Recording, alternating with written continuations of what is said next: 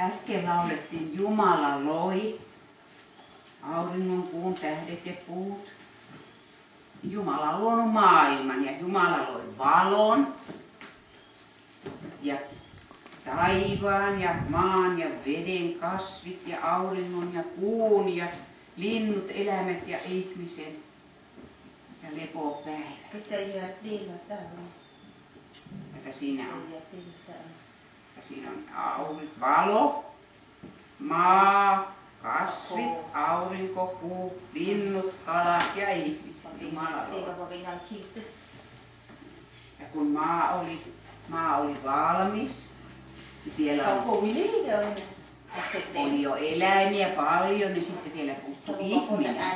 Että siellä oli tommosia eläimiä.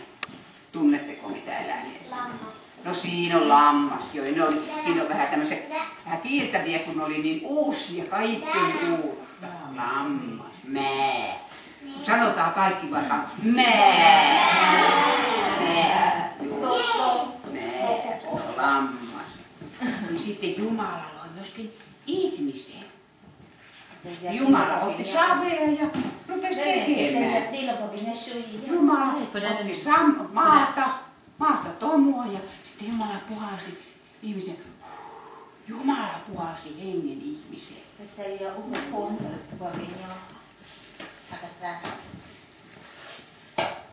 Sitten se ihminen, se oli ensin tämmöinen varmaan pieni poika niin kuin teki. Se oli ensimmäinen ihminen. Ja nimi oli Adam. Sitten se kasvoi isommaksi, mutta sillä ei ollut kavereita. Sillä oli kyllä paljon muita. Ja sitten Jumala antoi hänelle pienen tehtävän. Hänen piti antaa eläimille nimet. Niin. Ja ihminen keksi, Adam keksi nimet, että mikäs eläin, annetaan olapas me pikku Aadamille, että mikäs eläin tämä on. Leijona se on, joo. Entäs tuossa? Mikäs tuossa on näkynyt? Possu siinä ja mikäs tuossa on? Apina. Ja tuolla on joku täällä taivaallakin on, mikäs siellä oli? Pulu vaikka, taikka joku muu lintu, joo. Ihminen keksi nimet niitä, mutta ei ollut kaveria. Jumala niin, että ihmisen ei ole hyvä olla yksin. Laittoi ihmisen nukkumaan oikein syvään uneen, semmoiseen nukutukseen. Ja sitten sieltä kyljestä otti kylkiluun ja sieltä kylkiluusta sitten Jumala muovasi. Ja sieltä sitten syntyi. Sieltä kylkiluusta tehtiin pieni. En tiedä, onko se tällainen ollut, mutta sieltä kylkiluusta tuli tämmöinen näin. Sitten Jumala sitten istutti semmoinen puutarha, johon pani nämä ihmiset asumaan. Sanoi siellä, että se oli kauhean ihana puutarha. Siellä oli vaikka mitä kivaa, siellä oli hedelmiä ja vaikka mitä. Ja kun se mies näki tämän kauan, niin se sanoi, että vau, tämä se on. Se oli niin ihastunut, että se oli niin. Sepä mietin, oliko se iso vai pieni, mutta tässä se on vähän isompi, mutta tässä se oli ihan pikkuinen. Ei tiedä, että Raamattu ei kerro, että se voi olla ihan kumpi vaan. Ja sitten se oli ihastuksissa, että sinne oikein rakastui heti. Se oli sopiva ja sitten se sanoi, tämä on luu minun luustani ja liha minun lihastani. Hän antoi nimen Eeva. Ja siellä puutarhassa oli paljon puita, josta sai syödä ihania hedelmiä. Ja sitten siellä oli keskellä sitä puutarhaa, sen puutarhan nimi oli Eden. Oli yksi puu. Saatte syödä ihan muista puista vaan, mutta keskellä olevasta puusta, joka on hyvän ja pahan tiedon puu. Sitä ette saisi, älkää katsokokaan sitä päin, ettekä saa ottaa yhtään, jos te koskette siihen, niin te kuolette.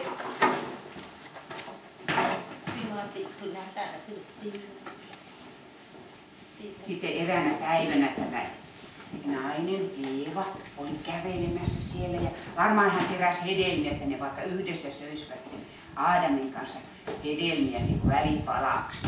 Oli kävelemässä ja sitten rupesi kuulemaan. Eeva, Eeva, Eeva. Mitä se oli? Mikä ääni? Onko Jumala sanonut, että ette saa syödä mistään puusta? Ei, me saadaan syödä ihan mistä vaan, mutta tuo yksi puu tuolla keskellä on semmoinen. Ette te kuole. Teistä tulee kuin jumalia. Te tiedätte hyvän ja pahan. Katso nyt miten se on ihana se puu.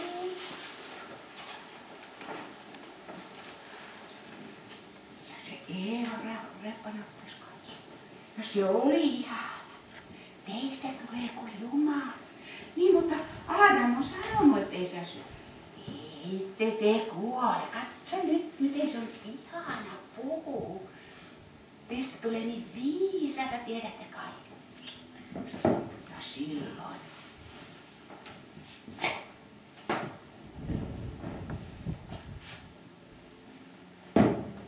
Eeva otti sen hedelmän. Raamattu ei kerro mikä hedelmä se oli. Se oli hyvän ja pahan tiedon puun hedelmä. Adam, maistapas tätä. Ja se mieskin tuli ja sekin söi. Sitten kun oli syönyt, sitten rupesi tuntumaan kauhean kylmältä ja kummalliselta. Yhtäkkiä ne tehdään paleli ja ne huomasi, että ne on alasti. Ne ei ollut semmoista asiaa huomannutkaan, mutta niiltä putosi semmoinen, niillä oli ollut semmoinen vanhurskauden vaate, jonkunlainen semmoinen kirkkaus yllä. Semmoinen kirkkaus, joka on sitten uudessa ruumiissa. Kun meidätkin sitten joskus päästään taivaaseen, niin se kirkkauden, vanhurskauden putosi, ne oli ollut tottelemattomia Jumalaa. Kun Jumala oli luonut maailman, että tulkoon, se on niin tärkeää, että totellaan Jumalan sana, kun Jumalan sanalla on koko maailma luotu. Ne olikin tehneet väärin. Ne otti kielletystä puusta. Ja silloin ne menetti sen, mikä niillä oli ollut. Ne oli puhelu joka päivä Jumalan kanssa. Oli kävelyllä Jumalan kanssa sillä puutarhassa, mutta kun oli syntiin lankeemus, ne oli ollut tottelemattomia. Ja nyt otettiin pois ja sitten niille tuli hyvin. Ja mitäs teistä tuntuu, kun te olette tehnyt jotakin semmoista, mitä on kielletty? Ne tuntuu kauhean pahaa. Niin ne Eevasta ja Aadamistakin, niin ne tuli ihan noin. Sitten ne huomasi, että ne on alasti, niin ne laittoivat tekivät. Siellä oli tähän ihan oikea viikunapuun lehti. Eihän me nyt voida alasti olla, niin rakensi tämmöisistä, no vähän isompia oikeastaan. Ja ne saattoi olla paratiisissa vaikka kuinka isoja, ne rakensi semmoiset nekot ja jonkunlaiset puvut niistä. Ja sitten ne, hyvänen aika nyt Jumala, mitä Jumala sanoi, kun me tehtiin tuommoista, että syötiin siitä puusta, mistä oli kielletty, niin ne piiloon. Huomaatte, Käärme on tyytyväinen, se oli saanut ne lapset tekemään semmoista, mitä Jumala oli kiertänyt. Mutta Jumala rupesi huutelemaan. Adam, Adam, Adam, missä sinä olet? Oli siellä pusikossa piilossa. Adam! Sitten varmaan miettivät, varmaan Jumala löytää. Sitten piti mennä Jumalan luokse. Ja sitten Jumala nuhteli niitä.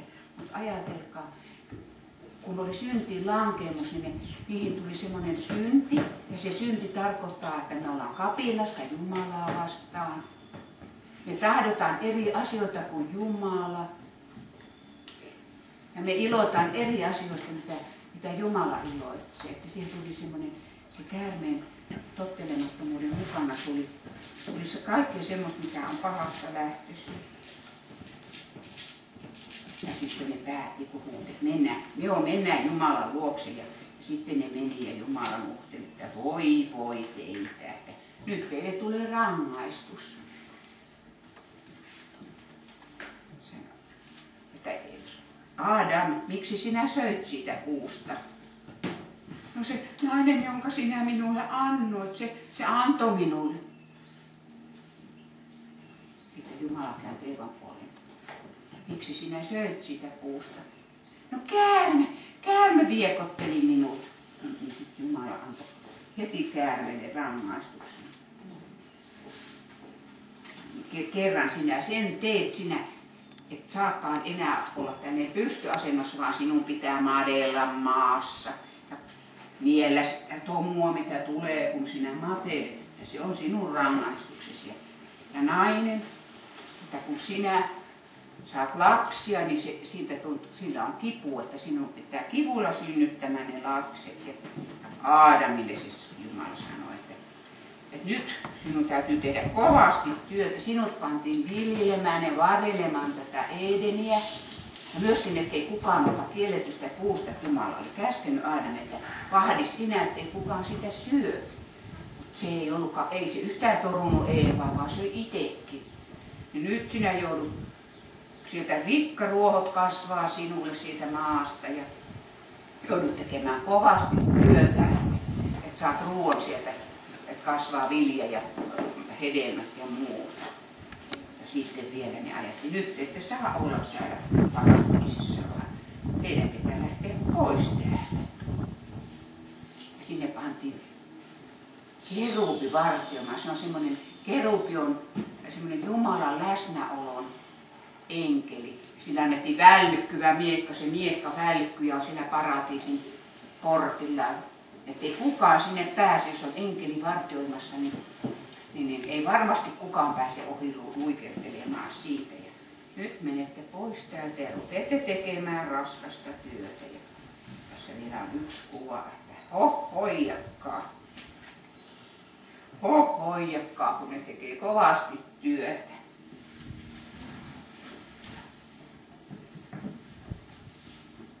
Ja me ottaisiin tällainen, Jumala loi ihmisen, opetella ihan ulkoa.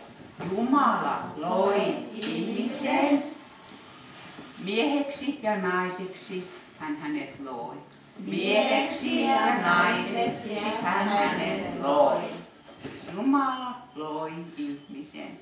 Jumala loi ihmisen, mieheksi ja naiseksi hän hänet loi. Mieheksi ja naiseksi hän hänet loi.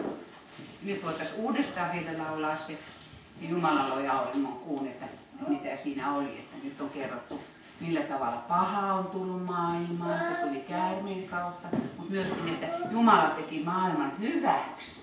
Jumala oli luonut kaikki, niin sanonut vain, että tulkoon valo, tulkoon taivaan kanssa, tulkoon maa. Kaikki oli hyvää, mutta nyt tuli maailmaan myöskin paha.